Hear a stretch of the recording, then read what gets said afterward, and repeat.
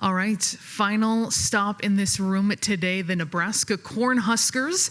I'm going to open it up to Coach first. And of course, we have here new head coach, Danny Busboom Kelly, Rebecca Alec, and Harper Murray. We'll allow you to get an opening statement. We'll open it up to questions. Please state your name and affiliation, and also hold your mic close to your mouth. It's okay. It's all right. Last one's best one. We'll get underway. Well, really grateful to be here. Being my first Big Ten Media Days is just exciting to be at a place and a conference that appreciates our sport and is continuing to push the level of where we want to go. And, you know, we had an awesome spring season with these young women, and just really looking forward to starting in a few short days, and a lot of decisions to be made, but exciting ones.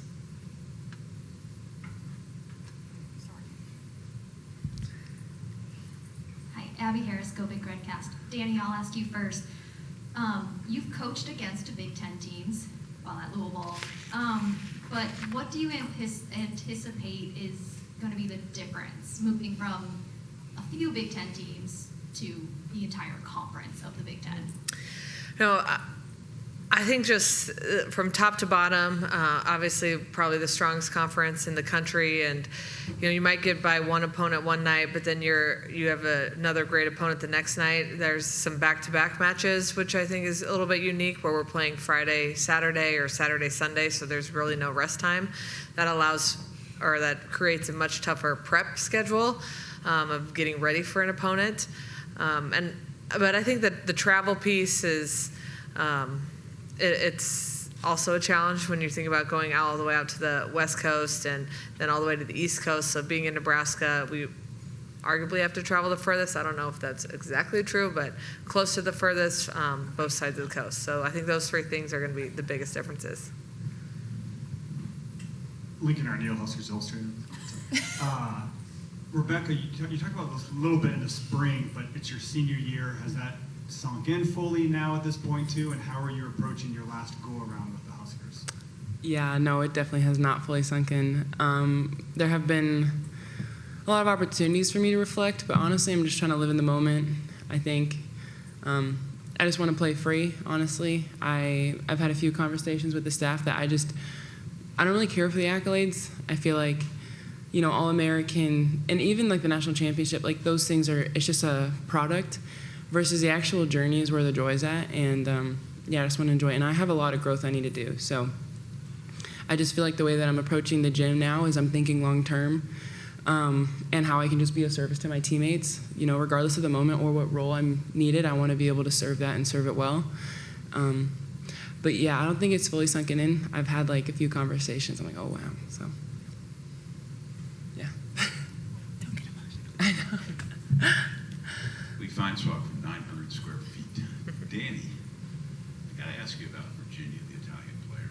How did you find her, and how did you, for lack of a better term, convince the NCAA that you could bring in a fourth-year pro who's so accomplished and is, you know, of that stature? How did that work? Because there are so many other instances before this brave new world of the NCAA, though, where something like that could never have happened. Well, she was being recruited before I even got to Nebraska, so I certainly didn't find her or go over to Italy and recruit her. That was already in the works, and I think the NCAA used the same approach they always do, is, you know, what was she getting paid and how long is she, like, what's her age? And so they deemed that she's eligible for 3 years, and so we're going to take that. I know she's really excited for this new experience and a new culture and a new challenge. You guys have been in the gym with her, I'm sure. What kind of player is she and what's she like? Yeah, she's a joy. She's super fun, more quiet in her regular nature, but she's definitely come out of her shell a lot. She's actually quite a jokester as well. I think she's quite funny. But yeah, I think she's a great blocker. I love her range. There's this one-line shot that my campers actually watched and they kept talking about it the next day. So she's got a lot of range as an attacker and blocker. Yeah, she's the sweetest girl ever. I always have a million questions for her about what it was like in Italy and how living there was different, playing there was different, but she's also, I think our team does a really good job of opening the floor to let people be themselves and feel welcomed, and I know we've talked about that a few times. So I think she's really been able to come out of her shell faster than she expected. Danny, I think I saw you made the comment, 3 biggest things you do are have a child, move, and start a new job. Do you feel like you're settled in Nebraska? You're ready for the season ahead? You've had time to really kind of settle your life, outside life down? Yes, I feel like I got out of the trenches a couple weeks ago of the newborn trenches, and so now it's time to focus on this season and this team. And I'm just really, again, grateful is a common theme here, but the team has been amazing. The staff has been amazing with this transition, and there are times, I was talking to, Bergen, who was our summer captain. I'm like, I would have helped more maybe in the past when I wasn't giving birth. So I think they've really understood it, though, and given me some grace in this new role. So I'm excited for us to fully be together and present and in the moment here in a few days. Coach Nick Sainert with 93.7 The Ticket in Lincoln. Hey, you mentioned in your opening statement you have some decisions to make, and there's a lot of things that you have to decide on in the near future. With the opportunity of the First Serve tournament being played in Lincoln, how much can you learn about your team in just those first couple of matches against Pittsburgh and Stanford that weekend? Oh, we're going to learn a ton, and that's the beauty of that First Serve is you're playing early, but you're playing great competition and teams that typically return a good amount of talent. So we're going to be pushed right away. We're going to be allowed to make some changes right away, see kind of what sticks for this team, and learn about maybe some players that haven't been in those type of situations. A big chunk of this group has been in the national championship games, so that's not much more pressure than that. But how can we learn as fast as we can about some of the new players? So it gives us the opportunity to do that. Abby Barmer with HuskerOnline. This is for all of you, but first, Danny, you said that Bergen's going to be your captain this year. What's the process? How much coaching input and how much player input goes into that? And then for all 3 of you, why is Bergen deserving of that role? Well, she was voted our summer captain, so I'm sorry if I misspoke. We'll reevaluate our captains after 2 days when everybody's been together. We added 4 new pieces, so the Bergen was voted after the spring season. But regardless, she's an awesome leader. I think she's one of our most consistent players. She is super competitive, but she also is very empathetic, in my opinion, and she really works really hard to understand her teammates, which I think makes her a really good leader. But we're going to have a player vote like we always do, and in the spring the coaches didn't vote, but coaches will get a vote moving into the fall. So captains might change, might not. We'll see. Nate Johnson with Channel 8 in Lincoln. This is for Rebecca and Harper, but obviously married to Lexi meant a lot to you guys last year, a special relationship. And for Rebecca, being that senior now, what does that mean to be the leader? And for Harper, the relationship between you and Lexi, how do you find, not that you don't have great bonds with the players, but how do you find those bonds with your team? Yeah, I think just, in any community, in any group, typically the oldest in the room, they kind of do set the tone. And like she talked about, the girls will get to decide who gets the title for captain. But there is also a responsibility in being a senior and keeping the culture alive. And it's other intangibles. And I've noticed that I've had a call on just like the way that I interact with my teammates, intense moments. I'm a very intense individual, especially in the gym. And I think just with some of the younger ones, just one, like them having to step to the plate, but also like meeting them where they're at. And so I've had a couple, and I'll probably will have more conversations on knowing the moment and knowing the individual. And yeah, I think it's just a lot of character development and leadership skills development coming in the future. Yeah, I mean, we have 17 people on our team this year. I don't know about Becca, but that's the biggest team I've ever been on, and I'm on the older end of it now. So this spring, we really just focused on our relationships and how we can get to know each other better because we have 6 freshmen, and then we have Virginia, and then Allie coming in as a transfer. So with so many people, you have to figure out one way to make it work, and that's kind of our goal right now. And as upperclassmen, it's our job to hold that culture and hold that team tradition alive because we know the expectation and we know what to expect and we know what needs to happen. So we have to teach the younger girls what to do and how to help them and guide them. So anything that they need from us, they know that the door is always open. But as upperclassmen, it's really on us to keep things moving. Mm-hmm. I guess for the players, who are you most excited to go up against in the alumni match? Oh, that's a good question. We've been giving Kelly a hard time Yeah. recently. She's been playing with us a little bit at open gyms just for fun, and we really want her to go all out. Like, we want the high socks, the spandex, we want everything. But I don't know if she's going to do it. But I'm really excited to play against Kelly for real this time because, you know, she hops in a few times at practice, and then, Jordan would be exciting. Yeah. Yeah, and then Allie too. I haven't seen Allie in a few months, and I know she's killing it in beach right now, so it's going to be fun to see her back indoor. But honestly, all of them, but I would say Kelly and Allie the most. Yeah, that's hard to say. I don't know. They're all incredibly talented, and I feel like, you know, I played with Allie, but I feel like she's a whole nother beast now, having a season of pro under her belt. So, yeah, I don't know if I have one specific individual. Talee, right here. Oh. There's a post, so sorry.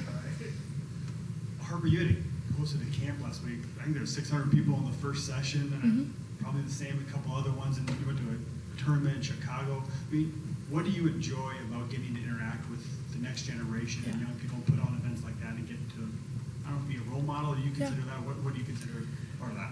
Sometimes I take it for granted, for sure. Someone asked me at the camp if I went to camps like this growing up, and my answer was no, and I didn't realize that I hadn't really gone to anything like that because back home in Michigan, I didn't have people like Jordan Larson and Andy Jackson and Lexi to look up to like that. So I took it for granted for a while, but when I'm able to do those camps and see how many little girls just don't even really care about the volleyball, they just want to be in our presence and give us a hug. We got 1 million hugs that day. So it's super sweet, and it warms my heart. It fills my bucket for sure, because that's, at the end of the day, that's my goal. I want to give back, and I want volleyball to continue to grow, and I'm grateful and appreciative that I've been able to be a face in that. So anything we can do as Nebraska volleyball players to help grow the sport and grow our own brand, like, I'm willing to do it. And it was super fun, and we're just grateful that we had amazing sponsors that put that on for us, because it was a really fun 2 days.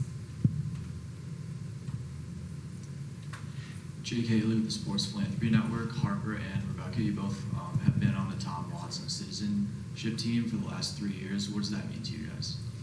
Talking You about say the Tom Osborne? Okay. Jinx. That's it. I don't know what you said. I just didn't hear it. Yeah, we kind of shared a little bit when we were live with Big Ten, but I think it's important to give back to the people who support you. And honestly, like, the relevance of Nebraska volleyball is because of everyday people.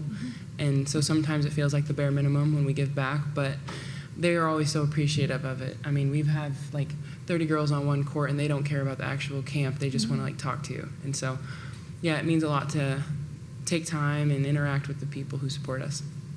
Yeah, well said. I think it's at Nebraska, we talk about that a lot. We want to give back, and a lot of athletes, I'm sure other athletes are on that list too, but they make it super easy. They make the options for us really easy to go out on our off days or in between classes to go do little things just to give back, whether it's dropping off food or going to a middle school and taking pictures with kids. It's easy stuff that you don't realize how much it means to the other people until it's done.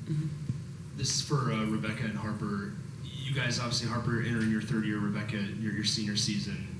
Walk us through the preparation of playing a Big Ten schedule, because the conference has had 6 of the last 8 years a representative in the title game match, which is pretty incredible. Walk us through just the general preparation ahead of a season and in the season.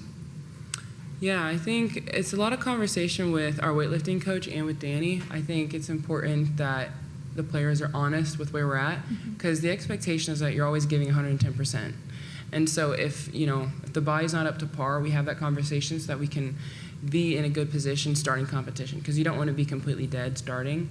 So it's a lot of conversation and honesty, but I don't know, in my opinion, it's just going hard in the paint. I feel like there's only so much time you have to actually beat up on yourself, because then by the time you're actually in season, you have to have like a load management, because I don't know, when postseason comes around, you still got to kick it up into gear for about 3 or 4 days, and then it's pretty much whatever you have left is what you're going with into postseason. So yeah, I would say the biggest thing is just like a lot of conversations are at play.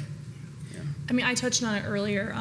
As upperclassmen, we know what to expect. We've done it. We've been through it before. So I think a lot of it for this year is just going to be teaching the younger girls and guiding them through the Big Ten season, because it gets to a point where it's really hard. When you're traveling, you miss class, you have missing homework assignments, you don't know what to do because you're leaving the next day, and you get really stressed, and it can get draining. So I think, but that's part of the culture at Nebraska. We want to be there for each other and be there side by side. So I think a lot of it also has to do with the upperclassmen being able to take charge. This is for Coach. We talked about it before back in Nebraska. But can you reiterate on this stage, what excites you about coaching here, especially with the team that you're bringing back this season? Excuse me. I'm excited just to get to battle with this team, and it was pretty apparent the first day I came in the gym that this group is really hungry to win, and I think falling short, for 2 years in a row will eat you alive a little bit, and this team is getting eaten alive, and it shows when they play. So I'm excited to see what they can do on the court when we're all together, and of course, being back in Nebraska, it's the fans and the culture and just the game day. I can't wait to have the first game in PBA and, again, share this journey with so many people that care so much about it. Lee, right here. Two for Danny. First one, is it strange getting ready to start a season and not be with Dan? Of course, Dan and I coached together for 8 years, so we were pretty good together. We're a good team, so I'll miss him a lot. But it also was great to leave Louisville in such a good hands and know that they're going to be very good as well. Have you and he compared notes much, in the last, since you left? No, more talking about non-volleyball things, but a little bit. So I'm sure we'll be bouncing ideas off each other throughout this whole year. And then the other question Brenda said I had to ask, did the Gucci jacket go with you? Oh, yeah. That was mine. That was not in Louisville. Have you done anything with it yet? Like framed it? Or? No, I did wear it to Keeneland, a horse track once, but maybe it'll come back out this year. Not going to get framed. I'll wear it again. I'll make an offer anytime you come available. Did I see a hand over here first? Okay. And then we'll go here, and then back to the middle. And I think that might do it for our questions. Danny, this is for you, but why did you decide to bring Rebecca and Harper with you to represent Nebraska?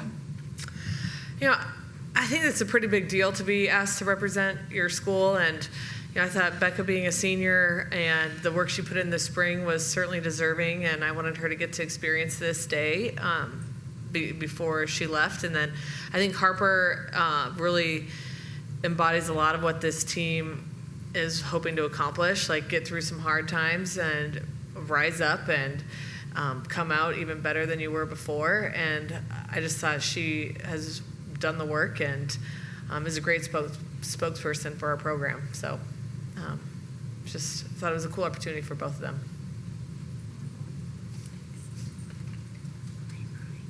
Sarah Barber, Sporting News. For all three of you, obviously you all knew Coach Cook very, very well, and obviously he spent a very long time leading the program. So I'm kind of curious what it's like for you guys in a first year with a different head coach, but then also for you, Danny, what it's kind of like to enter a program following a coach with such a long, successful tenure.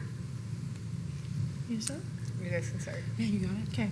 Well, I mean, it's not a secret that I had a great relationship with John, and I think we were just really lucky to have him as a coach, and then also have him bring someone like Danny in, because not many programs would be able to bring a coach like Danny in and have everyone stay. We had no one leave, no one go in the portal, and I think that's just a testament to how much we trust John and how much we trust Danny within that. So it's been really exciting, and it's been a learning curve for everyone, just because they coach differently. Like, we have different expectations, things are different on the inside, but at the end of the day, we all just want to win, and we all want to be a team and do it together. So that doesn't change, but there's little things along the way that's going to be a learning curve for sure. And we're not necessarily sure like how the season's going to go yet, obviously. So it's going to be interesting when it gets really hard, how we can rise up and how we can figure that out and get through that together. So we're just really excited and grateful to have Danny. Yeah, it's definitely been weird. I mean, in a nutshell, like, change is hard, guys. It gets hard. But I mean this from the bottom of my heart. I don't think there is anyone more deserving of this role than Danny Agreed. Busboom. Agreed. I think the timing made sense, the person made sense, and everything. I mean, down to what she believes, to the practice plan. I just feel like what you embody is exactly what we need for this time. And I meant that, what I said in her debut conference, like, my mom loves her, so that means I love her. And it just makes sense, guys. Like, I do believe in divine intervention. I believe that she was placed here at this time for a reason. And yeah, I'm excited. And I am grateful for John. I do miss his sappy jokes sometimes and just his presence. But this was the right thing to do. Well, for me, I think you're not going to replace John Cook. It's just how can you carry his legacy, and how can you live up to the work he's done to make Nebraska what it is. And I think there's comfort in knowing that, he didn't pick me. Obviously, it was administration's call, but I know he had a lot of say, and it was important for him to get the right person. So there's comfort in that, and I also know that he's just a phone call away, and he'll probably be in Lincoln quite a bit this fall. So we'll be, asking him for advice and bouncing ideas off him and talking with him through hard times and good times. But it's just, again, knowing you can't replace him. We got to be ourselves and move on. And we're going to do a lot of the same stuff John always did, but we're going to add a little bit of new stuff too. Squeeze in one last question. So they say pressure is a privilege, but Becca, Harper, you guys have talked very publicly about the downsides to that pressure. Can you guys talk as a team what you've done to help keep yourselves grounded coming into this season where there's, as always, if not more pressure than you've had in the past? I talk about my relationships with my teammates a lot because I feel like at the end of the day, that's what grounds me and that's what I fall back to. And after 2 years ago, honestly, I saw the worst of it and nothing can really faze me anymore. And it sucks that was how my story had to go, but that it is what it is. And I'm glad that I was able to come out stronger than that and have my teammates by my side. So now that I'm past that and I have them by my side no matter what, and even through all the positive stuff, that's what makes it so easy. And for the freshmen, I'm sure that's going to open up a whole world that they have never experienced before. And because we've experienced it, we're going to be able to help them and be there for them. But, it's unfortunate that that's where sports has taken things more recently. But at the same time, there's give and take. And we've also had so many cool opportunities and so many cool memories that have come from the growth of volleyball. So we're super grateful for it, but it's definitely something that you have to learn to cope with and find ways that you can push through it. And I do that by leaning into my teammates. Yeah, I think the biggest thing that has kept me grounded is my faith. I love God, I love Jesus, and it's allowed me to love others around me better. And it just reminds me that there's life after college. There's life after your job. There's just a whole nother way to live, and it's allowed me just to play free. I feel like, I don't know, I've really stepped into being myself in these last 6 months, and it's weird. It's I don't really know what to do with all of it. It's oh my gosh, I haven't tapped into this energy since I was in high school. And it's kind of scary, but, I was talking to my mom about it, and she just kept saying, you're just getting started. You haven't even hit your potential, and I believe her. And, yeah, I feel like just connecting with people in my community and my church, having real hard conversations with the people I'm here with today, it has allowed me to just remember what's really important. Huskers, thank you so much. Thank you. Thank you. All right.